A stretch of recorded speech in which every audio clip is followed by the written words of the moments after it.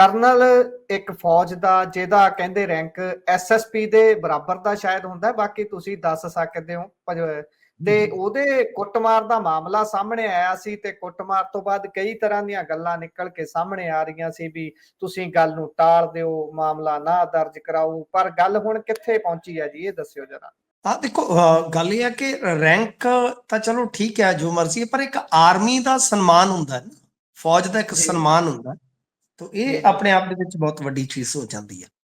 ਦੂਜੀ ਗੱਲ ਕਿ ਅੱਜ ਦਾ ਦਿਨ ਜਿਹੜਾ ਹੈ ਨਾ, ਉਹ ਇਸ ਖਬਰ ਦੀ ਚਰਚਾ ਦੇ ਨਾਮ ਹੀ ਰਿਹਾ। ਜੇ ਆਪਾਂ ਵੇਖੀਏ ਤੇ ਅਚਾਨਕ ਇਹ ਬਹੁਤ ਵੱਡੀ ਖਬਰ ਬਣ ਗਈ, ਦਿੱਲੀ ਤੱਕ ਇਹਦੀ ਗੂੰਜ ਜਿਹੜੀ ਹੈ ਉਹ ਸੁਣਾਈ ਦਿੱਤੀ ਹੈ। ਵੇਖੋ ਗੁਰਪ੍ਰੀਤ ਜੀ, ਇਸ ਘਟਨਾ ਦਾ ਬੈਕਗ੍ਰਾਉਂਡ ਜਿਹੜਾ ਹੈ ਉਹ ਕੁਝ ਇਸ ਤਰ੍ਹਾਂ ਹੈ ਕਿ ਰਜਿੰਦਰਾ ਹਸਪਤਾਲ ਦੇ ਨੇੜੇ ਨਾ ਉੱਥੇ ਖਾਣ ਪੀਣ ਦੀਆਂ ਦੁਕਾਨਾਂ ਹੈਗੀਆਂ। ਜਦੋਂ ਰਜਿੰਦਰਾ ਹਸਪਤਾਲ ਪਟਿਆਲੇ ਆਪਾਂ ਜਾਂਦੇ ਹਾਂ ਨਾ ਆਸ-ਪਾਸ, ਇਹ ਰਾਤ ਉਦਣ ਦੀ ਘਟਨਾ ਹੈ ਜਿੱਦਣ ਭਵਕੀਰਤ ਸਿੰਘ ਨਾਂ ਦਾ ਜਿਹੜਾ ਬੱਚਾ ਚੁੱਕਿਆ ਸੀਗਾ ਤੇ ਉਹਦੇ ਜਿਹੜੇ ਅਗਵਾ ਕਰਤਾ ਸੀਗੇ ਮੰਡੌਰ ਪਿੰਡ ਦੇ ਵਿੱਚ ਜਿੱਦਣ ਐਨਕਾਊਂਟਰ ਹੋਇਆ, ਇਹ ਉਹੀ ਪੁਲਿਸ ਪਾਰਟੀ ਸੀ ਲਗਭਗ। ਇਹਦੇ ਵਿੱਚ 3 ਜਿਹੜੇ ਪਟਿਆਲੇ ਜ਼ਿਲ੍ਹੇ ਦੇ ਤਗੜੇ ਇੰਸਪੈਕਟਰ, ਜਿਨ੍ਹਾਂ ਨੂੰ ਤਗੜੇ ਇੰਸਪੈਕਟਰ ਆਪਾਂ ਕਹਿ ਸਕਦੇ ਹਾਂ, ਉਹ ਨੇ। ਤਾਂ ਉਹਨਾਂ ਸਮੇਤ ਹੋਇਆ ਉਦਣ ਇਹ ਆ ਕਿ ਕਰਨਲ ਤੇ ਕਰਨਲ ਦੇ ਮੁੰਡੇ ਦੇ ਕਥਿਤ ਕੁੱਟਮਾਰ ਦਾ ਇਹ ਮਾਮਲਾ ਹੈ ਜੀ। ਇਹ ਉਦਣ ਦਾ ਮਾਮਲਾ ਦਬਿਆ ਰਿਹਾ। ਇਹਦੇ ਵਿੱਚ ਉਸ ਫੈਮਿਲੀ ਨੇ, ਪੀੜਤ ਫੈਮਿਲੀ ਨੇ ਕਿਹਾ ਕਿ ਭਾਈ ਸਾਨੂੰ ਪਹਿਲਾਂ ਤੇ ਇਹਨਾਂ ਨੇ ਸੁਣਿਆ ਹੀ ਨਹੀਂ, ਫਿਰ ਉਸ ਤੋਂ ਬਾਅਦ ਜੇਕਰ ਸੁਣਿਆ, ਰੌਲਾ ਪਿਆ, ਤੇ ਉਸ ਤੋਂ ਬਾਅਦ ਧਮਕੀਆਂ ਦਿੱਤੀਆਂ ਗਈਆਂ ਕਿ ਤੁਸੀਂ ਰਾਜੀਨਾਮਾ ਕਰ ਲਓ, ਇਹ ਹੈ ਉਹ ਹੈ।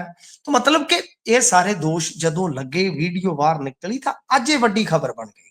ਤਾਂ ਤੁਸੀਂ ਦੇਖੋ ਕਿੰਨੇ ਦਿਨਾਂ ਬਾਅਦ ਇਹ ਮਾਮਲਾ ਜਿਹੜਾ ਬਣਿਆ।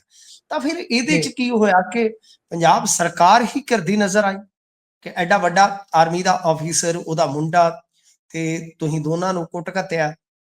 ਲਓ ਜੀ, ਹੁੰਦਾ ਕੀ ਆ ਕਿ ਨਾਨਕ ਸਿੰਘ ਜਿਹੜੇ IPS ਨੇ ਉਹ ਸਾਹਮਣੇ ਆਉਂਦੇ ਆ, ਪੁਲਿਸ ਮੁਖੀ ਜਿਹੜੇ ਆ, ਉਹਨਾਂ ਨੇ ਆ ਕੇ, ਜ਼ਿਲ੍ਹਾ ਪੁਲਿਸ ਮੁਖੀ ਆ ਮੇਰੇ ਖਿਆਲ ਦੇ ਨਾਲ ਉਹ, ਤੇ ਉਹਨਾਂ ਨੇ ਆ ਕੇ ਨਾ ਸਿਰਫ ਆਰਮੀ ਤੋਂ ਮਾਫੀ ਮੰਗੀ ਕਿ ਪੰਜਾਬ ਪੁਲਿਸ ਮਾਫੀ ਮੰਗਦੀ ਹੈ, ਬਲਕਿ ਇਸ ਤੋਂ ਇਲਾਵਾ 12 ਜਿਹੜੇ, ਯਾਨੀ 3 ਵੱਡੇ ਥਾਣੇਦਾਰ ਜਿਹੜੇ ਕਿ ਨੌਜਵਾਨੀ ਦਸੀ ਦੇ ਆ ਵਿੱਚੋਂ ਕੁਝ, ਤੇ ਉਹਨਾਂ ਸਮੇਤ 12 ਨੂੰ ਇਹਨਾਂ ਨੇ ਸਸਪੈਂਡ ਕਰ ਦਿੱਤਾ। ਪਰ ਸ਼ਾਮ ਹੁੰਦਿਆਂ ਹੁੰਦਿਆਂ ਇੱਕ ਇਸ ਕਹਾਣੀ ਨੇ ਹੋਰ ਪਲਟਾ ਖਾਧਾ ਜੀ। ਪਲਟਾ ਕੀ ਖਾਧਾ ਜਰਾ ਉਹ ਦੇਖਣ ਵਾਲੀ ਗੱਲ। ਮੈਂ ਹੁਣ ਵੀ ਵੀਡੀਓ ਦੇਖ ਰਿਹਾ ਸੀਗਾ, ਜਿਹੜਾ ਉਸ ਦੁਕਾਨ ਦਾ ਮਾਲਕ ਹੈ, ਦੇਖੋ ਝੂਠ ਬੋਲਦਾ ਸੱਚ ਬੋਲਦਾ, ਇਹ ਤੇ ਜਾਂਚ ਪੜਤਾਲ ਦਾ ਵਿਸ਼ਾ। ਉਹ ਕਹਿੰਦਾ ਕਿ ਇਹ ਜੋ ਸਾਹਿਬ ਆਏ ਸਨ, ਇਹਨਾਂ ਨੇ ਗੱਡੀ ਜਿਹੜੀ ਆ ਉਹ ਇਸ ਹਿਸਾਬ ਨਾਲ ਪਾਰਕ ਕੀਤੀ ਕਿ ਉੱਥੇ ਦਿੱਕਤ ਪਰੇਸ਼ਾਨੀ ਆ ਸਕਦੀ ਸੀ। ਮੈਗੀ ਇਹਨਾਂ ਨੇ ਮੰਗਾਈ ਆ, ਮੈਗੀ ਖਾਣੀ ਇਹਨਾਂ ਨੇ ਸਟਾਰਟ ਕੀਤੀ, ਗੱਡੀ ਦੀ ਡਿੱਗੀ ਤੇ 2 ਗਲਾਸ ਰੱਖ ਲਏ, ਪੈਗ ਸ਼ੈਗ ਚੱਲ ਪਿਆ। ਜਾ ਕੇ ਮੁਲਾਜ਼ਮ ਨੇ ਦੂਸਰੀ ਵਾਰ ਵੀ ਕਿਹਾ ਕਿ ਇੱਥੇ ਦਿੱਕਤ ਆਉਂਦੀ ਹੈ, ਪਾਰਕਿੰਗ ਤੁਸੀਂ ਇੱਥੇ ਨਹੀਂ ਕਰ ਸਕਦੇ। ਤਾਂ ਉਹਨਾਂ ਨੇ ਦੋਨੇ ਵਾਰ ਕਿਹਾ ਕਿ ਮੈਂ ਆਫੀਸਰ ਹੈਗਾ ਤੇ ਮੈਂ ਆਪੇ ਦੇਖ ਲਵਾਂਗਾ। ਉਹ ਕਹਿੰਦੇ ਕਿ ਉਸ ਤੋਂ ਬਾਅਦ ਇਹ 2 ਗੱਡੀਆਂ ਤੇ ਆਏ ਨੇ, ਸਕਾਰਪੀਓ ਗੱਡੀਆਂ ਤੇ। ਤਾਂ ਜਦੋਂ ਮਤਲਬ ਕਿ ਇਹਨਾਂ ਨੇ ਗੱਡੀ ਸਾਈਡ ਤੇ ਕਰਨ ਲਈ ਕਿਹਾ, ਤਾਂ ਉਸ ਤੋਂ ਬਾਅਦ ਤਲਖੀ ਜਿਹੜੀ ਵਧੀ ਆ, ਤੇ ਇਹ ਜੋ ਆਫੀਸਰ ਆ, ਉਹ ਮਤਲਬ ਕਿ ਜਿਹੜਾ ਦੁਕਾਨਦਾਰ ਆ, ਸੰਬੰਧਿਤ ਦੁਕਾਨਦਾਰ ਆ, ਉਹ ਇਹਨਾਂ ਦਾ ਹੀ ਕਸੂਰ ਕੱਢ ਰਿਹਾ ਕਿ ਇਹ ਗੱਲ ਪਏ ਆ ਪਹਿਲਾਂ। ਠੀਕ ਹੈ ਨਾ ਜੀ। ਉਸ ਤੋਂ ਬਾਅਦ ਮਤਲਬ ਕਿ ਜੋ ਵੀ ਹੋਇਆ, ਪਰ ਸਿਵਲ ਵਰਦੀ ਦੇ ਵਿੱਚ ਸਨ ਉਹ, ਤੇ ਕਹਿੰਦਾ ਕਿ ਮੈਨੂੰ ਨਹੀਂ ਪਤਾ ਪੁਲਿਸ ਵਾਲੇ ਸਨ ਕਿ ਕੌਣ ਸੀ, ਪਰ ਝਗੜਾ ਜ਼ਰੂਰ ਹੈ। ਹੁਣ ਦੇਖੋ ਇਹਦੇ ਵਿੱਚ ਗੁਰਪ੍ਰੀਤ ਜੀ, ਦੋਨਾਂ ਪਾਸਿਆਂ ਤੋਂ ਫਿਰ ਜੇ ਗਲਤੀ ਹੈ ਤਾਂ ਦੋਨਾਂ ਪਾਸਿਆਂ ਤੋਂ ਹੀ ਕਿਤੇ ਨਾ ਕਿਤੇ ਕਾਰਵਾਈ ਜਿਹੜੀ ਆ ਹੋਣੀ ਚਾਹੀਦੀ ਆ। ਮੈਂ ਤੇ ਮੰਨਦਾ ਕਿ ਕਰਨਲ ਦਾ ਮਤਲਬ ਇਹ ਨਹੀਂ ਹੈ ਕਿ ਤੁਸੀਂ ਰਾਤ ਨੂੰ ਜਾ ਕੇ ਸੜਕ ਤੇ ਦਾਰੂ ਪੀਓ, ਫੌਜ ਦਾ ਪ੍ਰੋਟੋਕਾਲ ਤੁਹਾਨੂੰ ਪਤਾ ਹੀ ਆ।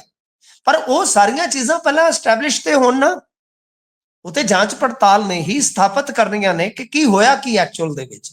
ਪਰ ਜੇ ਪੁਲਿਸ ਦੇ ਕੋਲ, ਕਿਉਂਕਿ ਦੂਜੀ CCTV ਤਾਂ ਕੁੱਟਣ ਦੀ ਤੇ ਨਿਕਲ ਆਈ ਆ, ਜੇ ਮੰਨ ਲਓ ਇਸ ਤਰ੍ਹਾਂ ਦੀ ਘਟਨਾ ਵਾਪਰੀ ਹੈ ਤਾਂ ਪੁਲਿਸ ਨੇ ਤੇ ਹੁਣ ਤੱਕ ਉਹ ਜਿਹੜੀਆਂ ਸੀਗੀਆਂ ਵੀਡੀਓ ਉਹ ਵਾਇਰਲ ਕਰ ਦੇਣੀਆਂ ਸੀ ਕਢਾ ਕੇ ਸਮਾਂ ਦੀ, ਤੇ ਪਤਾ ਲੱਗ ਜਾਂਦਾ ਉਹਨਾਂ ਤੇ ਪਹਿਲਾਂ ਹੀ ਗਰੁੱਪਾਂ ਦੇ ਵਿੱਚ ਪਾ ਦੇਣੀਆਂ ਸਨ।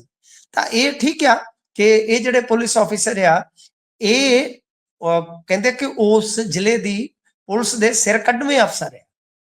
ਠੀਕ ਹੈ, ਇਹਨਾਂ ਦੀ ਵੀ ਜ਼ਰੂਰਤ ਹੈ ਆਪਣੀ ਜਗ੍ਹਾ। ਪਰ ਜਿਵੇਂ ਕੁੱਟਿਆ ਗਿਆ, ਦੇਖੋ ਚਲੋ ਜੇ ਮੰਨ ਲਓ ਕੋਈ ਗੱਡੀ ਪਾਰਕ ਗਲਤ ਕਰਕੇ ਬੈਠਾ ਹੈ ਜਾਂ दारू ਪੀ ਰਿਹਾ ਪਬਲਿਕ ਪਲੇਸ ਤੇ, ਜਾਂ ਉਹ ਆਪਣਾ ਕੋਈ ਪ੍ਰੋਟੋਕਾਲ ਜਿਹੜਾ ਹੈ ਉਹ ਤੋੜ ਰਿਹਾ ਹੈ, ਜਾਂ ਤੁਹਾਡੇ ਤੇ ਕੋਈ ਹਮਲਾ ਕੀਤਾ ਹੈ, ਤਾਂ ਮੇਰੇ ਖਿਆਲ ਦੇ ਨਾਲ ਤੁਰੰਤ ਉਸ ਤੇ ਕਾਬੂ ਪਾ ਕੇ ਤੁਸੀਂ 2 ਸਕਾਰਪੀਓ 'ਚ, ਦਾ ਮਤਲਬ ਕਿ ਤੁਸੀਂ ਘੱਟੋ ਘੱਟ 10 ਤੋਂ 12 ਬੰਦੇ ਤਾਂ ਸੀਗੇ ਨਾ ਜਿੰਨੇ ਸਸਪੈਂਡ ਹੋਏ, ਤਾਂ ਤੁਸੀਂ ਦੋਵਾਂ ਤੇ ਕਾਬੂ ਪਾ ਕੇ ਉਹਨਾਂ ਨੂੰ ਹਵਾਲਾਤ 'ਚ ਬੰਦ ਕਰਦੇ ਸਮਾਂ ਦੀ, ਤਾਂ ਤੁਹਾਡੀ ਬੱਲੇ ਬੱਲੇ ਹੁੰਦੀ ਤੇ ਸਾਰਾ ਕੁਝ ਤੁਸੀਂ ਆਪਣੇ ਅਫਸਰਾਂ ਦੀ ਨਿਗਰਾਨੀ 'ਚ ਲਿਆ ਕੇ ਪਬਲਿਕ ਕਰਦੇ। ਖੈਰ ਇੱਥੇ ਮਾਤ ਖਾ ਗਿਆ ਕਿਉਂਕਿ ਇਹਨਾਂ ਨੇ ਕੁੱਟਿਆ ਤੇ ਫਿਰ ਉਹ ਫ੍ਰੈਕਚਰ ਵੀ ਹੋਇਆ, ਤਾਂ ਹੁਣ ਕਾਰਵਾਈ ਤਾਂ ਹੋ ਗਈ ਆ, ਪਰ ਇਹ ਉਹੀ ਪੁਲਿਸ ਪਾਰਟੀ ਆ ਜਿਹਦੇ ਉਹ ਮੰਡੌਰ ਵਾਲੇ ਇਨਕਾਊਂਟਰ ਤੇ ਵੀ ਸਵਾਲ ਹੋ ਰਹੇ ਨੇ। ਉਸ ਪਿੰਡ ਦੀ ਵੀ ਚਰਚਾ ਜਿਹੜੀ ਆ ਬਹੁਤ ਕਿਸਮ ਦੀ ਚੱਲਦੀ ਪਈ ਆ ਕਿ ਬੰਦੇ ਫੜ ਕੇ ਲਿਆਂਦੇ ਸਨ, ਉਸ ਪਿੰਡ ਦੇ ਵਿੱਚ ਚਰਚਾ ਚੱਲ ਰਹੀ ਹੈ ਇਨਕਾਊਂਟਰ ਦੀ। ਖੈਰ ਇਹ ਵੀ ਹੁਣ ਜਾਂਚ ਦਾ ਵਿਸ਼ਾ, ਚਲੋ ਆਪਾਂ ਕੋਈ ਕਿਸੇ ਗੱਲ ਦੀ ਪੁਸ਼ਟੀ ਤੇ ਨਹੀਂ ਕਰਦੇ, ਪਰ ਉੱਥੋਂ ਦੇ ਵਸਨੀਕਾਂ ਨਾਲ ਜਦੋਂ ਗੱਲ ਕਰੀਏ ਉਹ ਉਸ ਇਨਕਾਊਂਟਰ ਤੇ ਵੀ ਸਵਾਲ ਚੁੱਕ ਰਹੇ। ਵੈਸੇ ਤੇ ਇਨਕਾਊਂਟਰ ਸਾਰੇ ਹੀ ਪੰਜਾਬ ਦੇ ਵਿੱਚ ਜਿਵੇਂ ਠਾਹ ਠਾਹ ਚੱਲਣ ਡਈ ਆ, ਉਹ ਸਾਰੇ ਹੀ ਕਿਤੇ ਨਾ ਕਿਤੇ ਇਸ ਵੇਲੇ ਇੱਕ ਐਸੀ ਸਥਿਤੀ ਪੈਦਾ ਕਰ ਗਏ ਆ ਕਿ ਯੋਗੀ ਰਾਜ ਤੇ ਮਾਨ ਰਾਜ, ਇਹਨਾਂ ਦੋਨਾਂ ਦਾ ਫਰਕ ਲੱਭਣਾ ਬਹੁਤ ਮੁਸ਼ਕਲ ਹੋ ਰਿਹਾ ਇਨਕਾਊਂਟਰਾਂ ਦੇ ਮਾਮਲੇ ਦੇ ਵਿੱਚ। ਥੜਾ ਥੜਾ ਇਨਕਾਊਂਟਰ ਹੋ ਰਿਹਾ, ਤਾਂ ਸੋ ਇਸ ਕਰਕੇ ਇਸ ਮਾਮਲੇ ਦੀ ਵੀ ਜਾਂਚ ਪੜਤਾਲ ਹੋਣੀ ਚਾਹੀਦੀ ਆ, ਕਿਉਂਕਿ ਉਹ ਜਿਹੜਾ ਮੁੰਡਾ ਕੈਨੇਡਾ ਤੋਂ ਆਇਆ ਸੀਗਾ ਜਸਪ੍ਰੀਤ, ਜਿਸ ਨੂੰ ਐਨਕਾਊਂਟਰ 'ਚ ਮਾਰਿਆ ਗਿਆ, ਉਹਦੇ ਨਾਲ ਵੀ ਸਵਾਲ ਬਹੁਤ ਸਾਰੇ ਦਫਨ ਹੋ ਗਏ, ਉਹ ਵੀ ਜਾਂਚ ਪੜਤਾਲ ਜਿਹੜੀ ਆ ਉਹ ਹੋਣੀ ਚਾਹੀਦੀ ਆ।